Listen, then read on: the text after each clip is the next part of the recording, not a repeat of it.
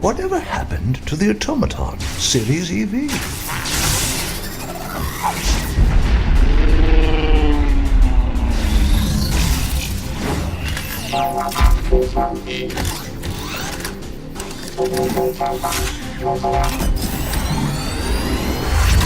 A new arm cannon, a titanium chassis, and new defenses.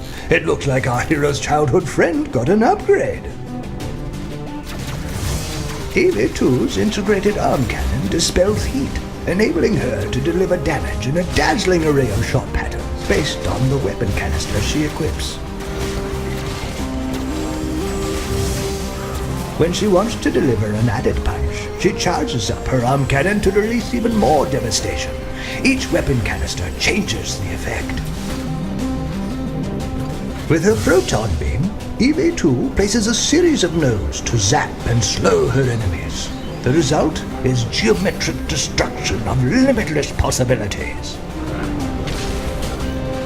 Her reflect beam turns back all enemy projectiles and launches an energized torpedo that travels from node to node, detonating at each stop. She uses her buff beam to create a line of energy that increases the attack speed and damage of all defenses in its path.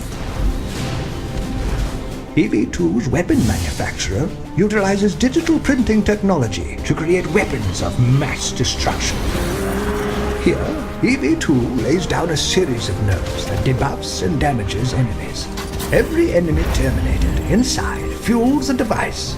Once full, the atomic launcher or Megadeth laser will be ready for use on the battlefield. The results are historical.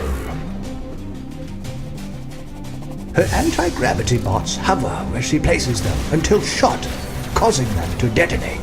Place them close to cause a chain reaction, few will survive. With her death from above ability, she launches into the air, leaving a holographic decoy behind. While airborne, she rains destruction on enemies below, fooled by her technological trickery. EV2's proton charge blasts forth a powerful particle beam, melting her enemies. EV2's heal helps with repairs, preventing her life systems from disconnecting and rejuvenating her battle armor.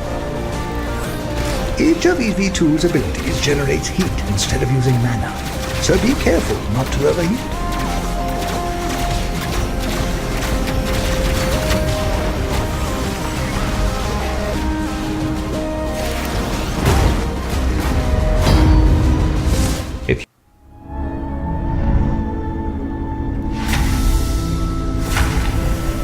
Ruthlessly betrayed and murdered by the Harbinger, the Abyss Lord rises from the depths of the underworld.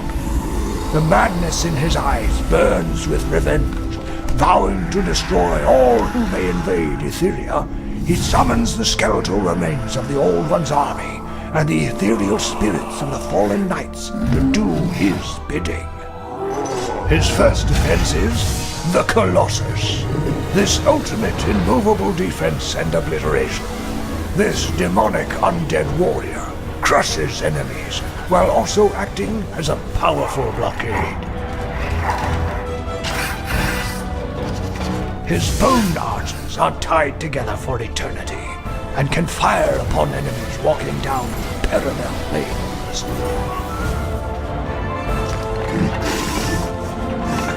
He summons his orc blockade from deep in the abyss to act as a wall, smashing each and every foe that comes before him.